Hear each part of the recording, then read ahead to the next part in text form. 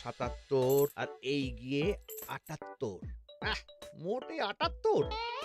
এর চেয়ে বেশি তো নবাবের দেহরক্ষীর কাছে থাকে। দূর দূর দূর দূর। অনেকদিন মহারাজকে হাত করে মোহর নেওয়া হয়নি, কিছু একটা করতেই হবে।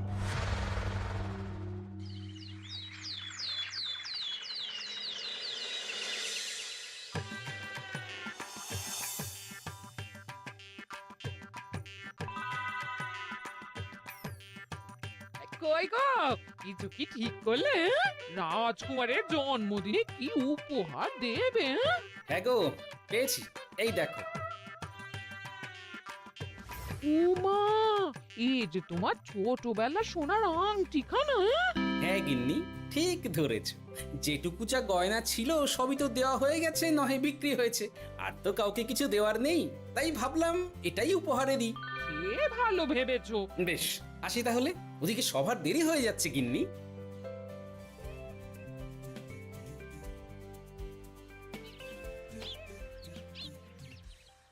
আচ্ছা শোনো, একটা কথা বলতে ভুলে গেছিলাম, আজ একটু তাড়াতাড়ি বাড়ি এসো। শাড়িওয়ালাকে আসতে বলেছি দুপুরে। আবার শাড়িওয়ালা কেন? আরে তুমি ভুলে গেলে, সামনে আমার বোনদির বিয়ে, তার জন্য নতুন শাড়ি লাগবে না গো। একমাত্র বড় মাসির মেয়ে বলে কথা। বুঝলাম, তো ওই একটা শাড়ির জন্য আবার আমাকে থাকতে হবে? 3টে শাড়ি উপহারের পাশাপাশি আমারও একটা শাড়ি চাই। হ্যাঁ আচ্ছা, তুমি নতুন শাড়ি নিয়ে কি করবে বলো তো? বিয়েটা তো তোমার বংশীর। বলি, সারাটা জীবন তো এই এক কাপড়ই কাটিয়ে দিলাম, কি দিয়েছো তুমি আমায়? কেন, এই নিজেকে? আমার মতো স্বামী আর কোথাও পাবে? ও সব মন ভুলানো কথায় আর চিড়ে ভিজবে না, তাড়াতাড়ি আসবে বলে দিলাম। হ্যাঁ অগত্যা।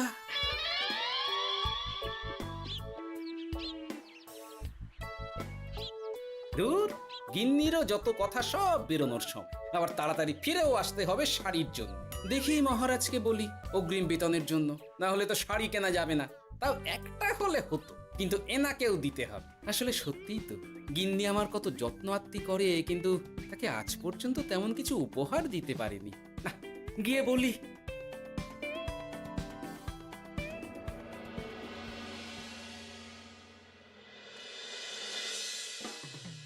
রাজকুমারের জন্মদিন উপলক্ষে যে আপনারা এত উপহার এনেছেন তার জন্য অনেক ধন্যবাদ। আপনাদের সকলের আশীর্বাদ ও ভালোবাসা আমি রাজকুমারের কাছে পৌঁছে দেব। এ আর এমন কি মহারাজ, জানেনই তো রাজকুমার আমাদের সকলের কাছে কত প্রিয়। ঠিক ঠিক। কিন্তু আমি অবাক হচ্ছি, আপনার প্রিয় গোপাল জন্মদিন ভুলে গেছে দেখে। এখনো পর্যন্ত তার কোনো পাত্তাই নেই। হ্যাঁ তাই তো, গোপাল আসেনি কেন? এসে গেছি মহারাজ। তা বলি, এসে তো উদ্ধার করে দিয়েছো। আজ রাজকুমারের জন্মদিন, সে কথা কি মাথায় আছে? ক্ষমা করবেন মহারাজ, আসলে ওই রাজকুমারের উপহার আর গিন্নির আবদার এসবের জন্যই আমার দেরি হয়ে গেল আর কি। এই নিন রানীমা, আমার তরফ থেকে রাজকুমারের জন্য ছোট্ট উপহার। অনেক অনেক ধন্যবাদ গোপাল। তবে মহারাজ, আমারও একটা অনুরোধ ছিল। কি? আমাকে যদি অগ্রিম বেতন হিসাবে কিছু মোহর দেন, তাই নিয়ে আমাকে একটু তাড়াতাড়ি বাড়ি ফিরতে হবে। উনি বলবেন আর ওনাকে দিতে হবে, মামা বাড়ির আবদার। যেটা জানেন না তার মাঝে এত কথা বলেন কেন? হ্যাঁ, আসলে মহারাজ, আমার গিন্নির বোনের মেয়ের বিয়ে সামনে, তাই গিন্নি আবদার করেছে ওই নতুন শাড়ি কেনার জন্য। জানেনই তো বিয়ে বাড়ির কত খরচা, তাই। এ তো খুব ভালো কথা, কিন্তু অগ্রিম বেতন কেন? এমন একটা ভালো খবর দিলে আমার তরফ থেকে তোমার জন্য কিছু মোহর উপহার। এই না, ধন্য মা আপনি, আপনার মতো মা থাকতে সত্যি ছেলের কোনো চিন্তা থাকে না রানীমা। ইস, বেটা আবার সুযোগ বুঝে মোহর পেল। কেন যে আমার এমন হয় না। এবার তাহলে আসি মহারাজ, গিন্নি ওদিকে অপেক্ষা করছে। হ্যাঁ হ্যাঁ, যাও যাও, আজ তাহলে সভা এখানেই শেষ করলাম। মহারাজ, আপনার সাথে আমার একান্তে কিছু কথা আছে। আমি অন্দরমহলে গেলাম। রানীমার আবার হঠাৎ কি হলো, ব্যাপারটা দেখতে হচ্ছে।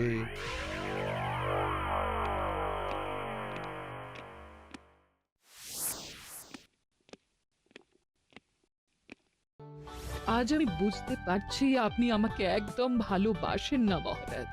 ও কি কথা বলছো রানী? একদম ঠিক বলছি। নিজের গিন্নির আবদার মেটানোর জন্য গোপাল কত ভাবে, নতুন শাড়ি কিনে দেবার জন্য অগ্রিম বেতন অব্দি চাইলো, আর আপনি? আমি তো রাজা, আমি কেন বেতন চাইবো? সেটাই তো, রাজা হয়েও আপনি কখনো এমন কিচ্ছু করেননি, কিচ্ছু না। আহা, রাগ করে না। আমি তোমাকে সব থেকে সুন্দর শাড়ি উপহার দেব, একেবারে সোনার সুতোর কাজ করা মুক্ত বসানো শাড়ি। এমন শাড়ি কেউ কখনো দেখেনি। ও মা, সত্যি?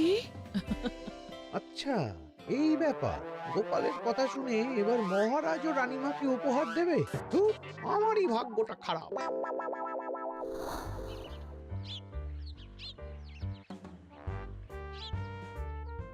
হাজার চেষ্টা করেও গোপালকে আটকানো যায় না। দূর দূর দূর, আমি যা চেয়েছিলাম তা ওই গোপাল পেয়ে গেল। ও কি গো, তুমি কার সাথে কথা বলছো? দুর্ভাগ্যর সাথে। কি সব অলক্ষণে কথা? কি হয়েছে? কি আর হবে, সবই তো তোমার দোষ। আমার দোষ? হ্যাঁ, তুমি আমার কাছে বায়না করো না কেন কিছু?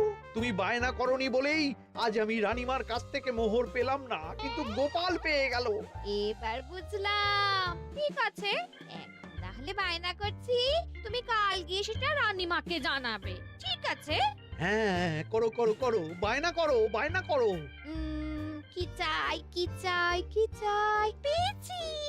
তুমি রানীমাকে গিয়ে বলবে যে আমার একটা সোনার হার চাই। এই না হলে আমার বউ। দারুণ চাল চেলেছো।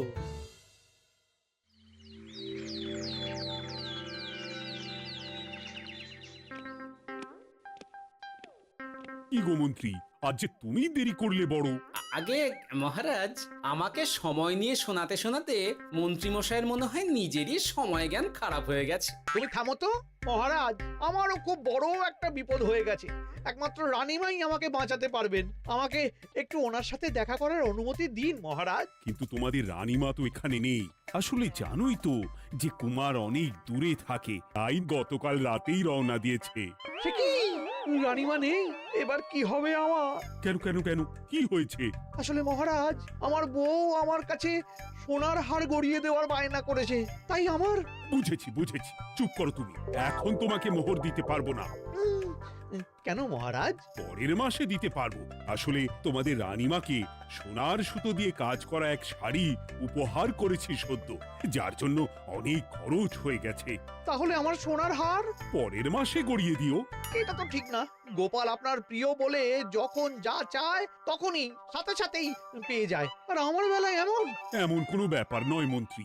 মহারাজ, আপনি বরং আমাকে দেওয়া মোহরগুলো আমার অগ্রিম বেতন হিসেবে ধরুন, না হলে মন্ত্রীমশাই এমন অভিযোগ বারবার করবেন।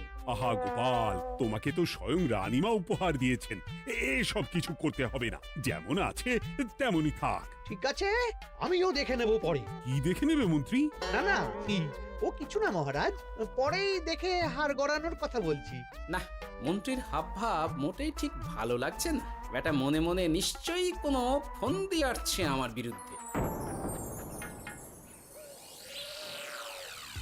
কিছু একটা করতেই হবে। গোপালের ওই মোহর উপহার পাওয়াটা আমি কিছুতেই মেনে নিতে পারছি না। একটু মাথা খাটাই, একটু মাথা খাটাই। উপায় পেয়েছি। আমাকে এখনই নবাবের কাছে গিয়ে মহারাজের নামে বলতে হবে।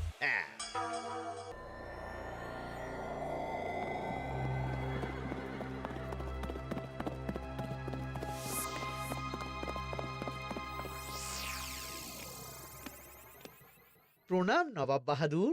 আরে এতে কৃষ্ণনগরের রাজা কৃষ্ণচন্দ্রের মন্ত্রী, তো হঠাৎ এখানেই কেন? আমি নবাব বাহাদুরকে আন্তরিক ধন্যবাদ জানাতে এসেছি। কিসের জন্য? এই যে আমরা খুব খুশি রাজা কৃষ্ণচন্দ্রের মতো একজন শক্তিশালী রাজা পেয়ে। শুধু সামরিক বলেই নয়, আর্থিক, সামাজিক, রাজনৈতিক সব দিক থেকে। আর এটা সম্ভব হয়েছে আপনার মতো একজন নবাবের মহারাজের ওপর কৃপা দৃষ্টির জন্য। বলতেটা কি চাইছো তুমি? তেমন কিছুই না, আপনার গুণগান করছি। নইলে আপনিই বলুন না, আমাদের মহারাজ কখনো সোনার সুতোয় বোনা মুক্তোর কাজ করা শাড়ি কিনে রানীমাকে উপহার দিতে পারে? কি সোনার শাড়ি? হ্যাঁ, এমন দামি শাড়ি যা হয়তো নবাবের কাছেও নেই। ঠিক আছে, তুমি এখন আসতে পারো। আর শোনো, আমি তোমাদের রাজ্য পরিদর্শনের জন্য লোক পাঠাবো। কবে কখন সেটা কাল তোমাদের সূচনা পাঠিয়ে দেবো, কেমন? তো ঠিক জায়গাতেই আগুনটা ধরিয়েছি মনে হচ্ছে। বেশ, ব্যাপারটা আমার মোটেই ঠিক লাগছে না উজির। কৃষ্ণচন্দ্রর মতো এক সামান্য রাজা এত দামি শাড়ি কিনলো কি করে? কালো বাজারি করছে না তো? আমিও একই কথা ভাবছিলাম হুজুর। এক কাজ করো, কালকে কৃষ্ণনগরে খবর পাঠাও। 2 দিন পর রাজকার্য পরিদর্শনের জন্য তুমি সেখানে যাবে। সব খতিয়ে দেখবে, আর কিছু বেগতিক বা গরমিল দেখলে সেটা বাজেয়াপ্ত করে নেবে, কেমন? আর কে হুজুর?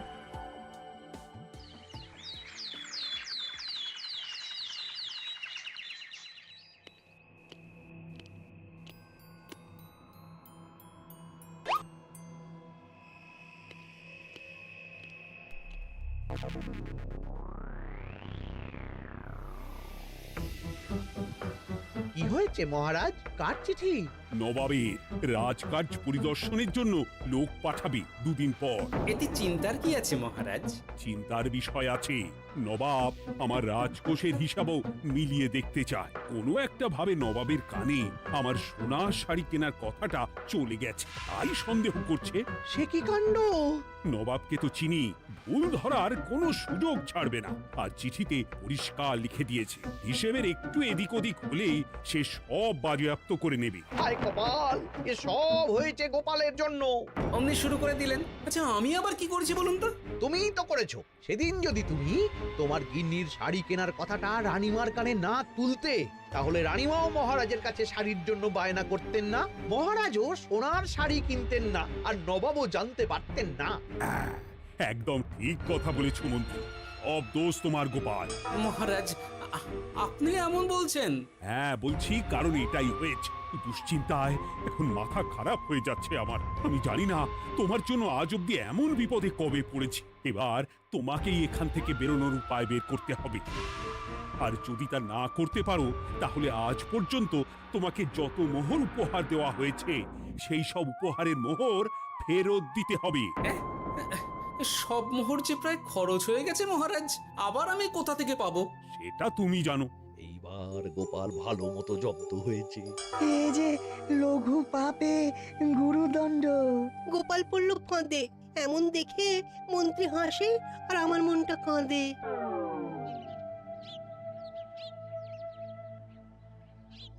এখানে বসে কি করছো গো গিন্নি? এসে পড়েছ? ওমা, তোমার মুখটা এমন শুকনো দেখাচ্ছে কেন? আর বলো না, এই হিসেবের ঠেলায় সবকিছু বেহিসাবি হয়ে যাচ্ছে একেবারে। আচ্ছা, তুমি কি করছিলে ওই রসিদগুলো নিয়ে? দেখে হিসেব করছিলাম এই মাসে অনেক খরচ হয়েছে কিনা, সেই বুঝে পরের দিনগুলো চালাতে হবে গো। কি বললে? রসিদ দেখে হিসেব কষা? আরে, এটা তোমার মাথাতেই আসেনি। ধন্যবাদ গিন্নি, আরো একবার তোমার জন্য এই যাত্রায় আমি বেঁচে যাব মনে হচ্ছে। বেঁচে যাবে কেন? কি হয়েছে? আচ্ছা, আমাকে আবার একটু রাজপ্রাসাদে যেতে হবে। আমি এলাম গিন্নি। কি যে বলে লোকটা, কিছুই বুঝতে পারি না।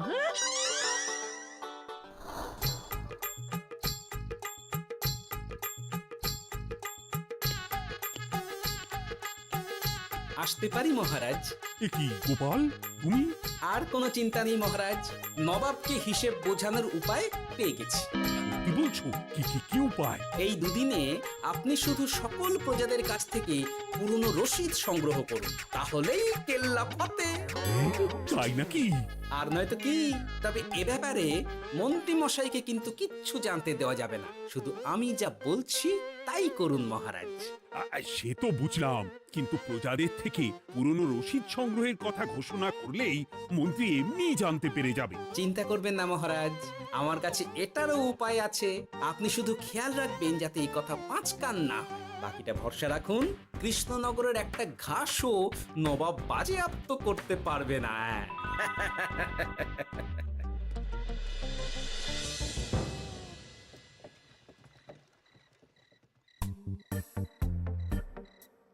গোপাল দাদু, আমরা সব চলে এসেছি। ভালো সময় এসেছিস, তোদের দাদুর ভবিষ্যৎ এখন তোদেরই হাতে। আপন করে বলছো কেন দাদু? আমরা থাকতে তো তোমার কিচ্ছু হবে না, শুধু বলো না কি করতে হবে। জানি তো, তোদের যেটা করতে হবে সেটা হলো সবার বাড়ি বাড়ি গিয়ে পুরনো রসিদ সংগ্রহ করতে হবে। এই ব্যাপার, এটা আর এমন কি? কিন্তু কেউ যদি জিজ্ঞাসা করে কেন চাইছি, তখন বলবি যে ওই গোপাল দাদু ওই টোঙা বানাবে বলে পুরনো কাগজ চাইছে। আচ্ছা, আমরা এক্ষুনি নিয়ে আসছি। যাক, প্রথম ধাপ হয়ে গেল, এবার পরের ধাপের প্রস্তুতি। যাই, একবার বরং বিজ্ঞানীর কাছ থেকে ঘুরে আসি। বিজ্ঞানী, ও বিজ্ঞানী, বাড়ি আছো? আরে গোপাল যে, এসো এসো ভেতরে এসো। বলো, তোমাকে কিভাবে সাহায্য করতে পারি? তোমার কাছে কালি মোছা যায় এমন কোনো কিছু আছে? কালি মোছার জিনিস? হ্যাঁ, একটা তরল রাসায়নিক পদার্থ আছে যেটা সব ধরনের কালি তুলে ফেলে। দাঁড়াও দিচ্ছি। অনেক ধন্যবাদ বিজ্ঞানী।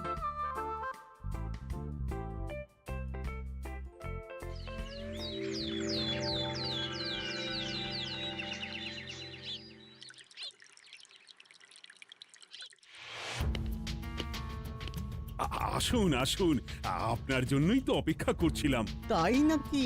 এতটা পথ উনি এসেছেন, আগে ওনার জন্য শরবত ও মিষ্টির ব্যবস্থা করি।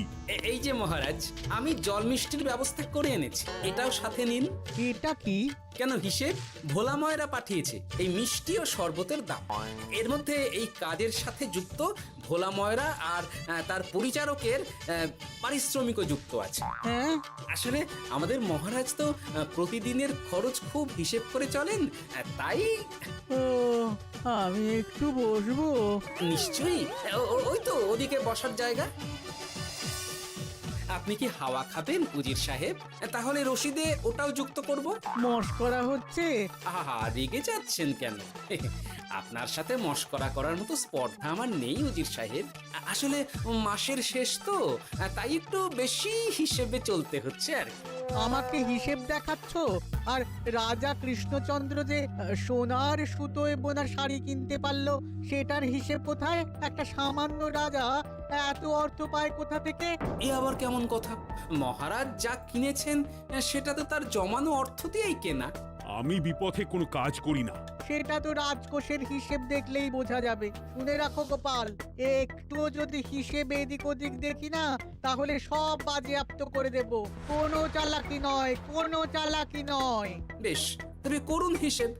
আমাদের কাছে কিন্তু সব কিছুর রসিদ আছে। কই গো, আনো সব, আনো আনো।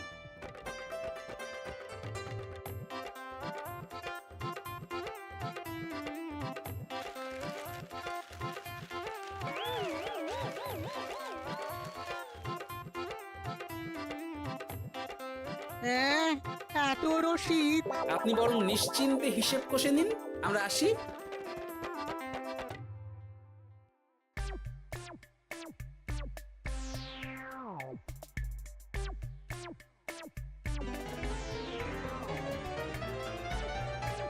বাবারে, এত হিসেব কষে কষে তো মাথা ঝিমঝিম করছে, খিদেতেও পেট চুই চুই করছে। আপনার হিসেব কত দূর উজির সাহেব? আমাকে এখান থেকে নিয়ে চলো গোপাল, আমি আর পারছি না। ও কি, অঙ্ক কষে কষে তো আপনার সব শক্তি শেষ হয়ে গেছে দেখছি। আচ্ছা চলুন চলুন চলুন, কিছু মুখে দিয়ে দিন, তাহলেই শক্তি আসবে। তাই চলো।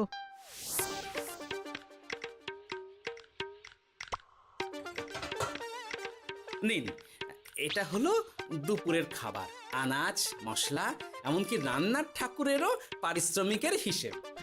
এবার আমি পাগল হয়ে যাব। আমি আর কোনো হিসেব দেখতে চাই না। সব সময় কি আর হিসেব নিয়ে চলা যায় নাকি? কি আর করা যাবে বলুন? হিসেবে না চললে আপনি তো মহারাজের উপার্জনের উপর সন্দেহ করবেন, আর বেশি খরচ হলেই সম্পত্তি বাজেয়াপ্ত করবেন। তাই বলে সব কিছুতেই হিসেব? কোনো একদিকে বেশি খরচ হলে বাকি দিকগুলো এভাবেই কম করে চলতে হয়। কি ঠিক বলিনি? আমি আমার ভুল বুঝতে পেরেছি গোপাল, এবার আমাকে রেহাই দাও। আসলে তোমাদের মন্ত্রী নবাবের কাছে গিয়ে তোমাদের রাজা নামে উস্কেছে। কি মন্ত্রী? এই রে, খেয়েছে, আর পালাতে হবে দেখছি। ঠিক জানতাম মোহরের জন্যই এত কিছু। তাই তো নবাব এমন করেছেন। বেশ, এবার আমি ফিরে গিয়ে নবাবকে সব জানিয়ে দিচ্ছি। সত্যি গোপাল, তোমার তুলনা হয় না। আর মন্ত্রী, আগে মহারাজ, তুমি যা করেছো তার কোনো ক্ষমা নেই। তোমার জন্যই আমার এত হয়রানি হয়েছে। ভুল হয়ে গেছে, আমাকে ক্ষমা করে দিন মহারাজ। গোপালের ওপরে হিংসে করে এমন করেছি, আর হবে না। একটা সুযোগ দিন মহারাজ। হ্যাঁ মহারাজ, সুযোগ দিয়েই দিন। বেশ, তবে তোমার শাস্তি হলো রানীমাকে আমি যে সোনা শাড়ি কিনে দিয়েছি সেটার পুরো দাম তোমাকে আমায় দিতে হবে। হ্যাঁ?